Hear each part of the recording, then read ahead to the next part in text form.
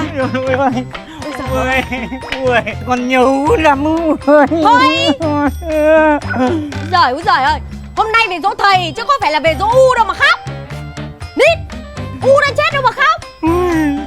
Thì mình xem đấy, một năm có đúng một ngày dỗ thầy mình mới cho tôi về. Thì bây giờ về tôi gặp U thì phải khóc chứ. Thôi, đi đàn ông đàn an. Úi dồi ôi. Này, Dã, thế sao vợ chồng các con lội sông lội suối kiểu gì mà mồ hôi nó túa ra bẹn thế hả con? Kìa, U hỏi thì trả lời đi. Thì đã biết rồi còn hỏi. Nước gì?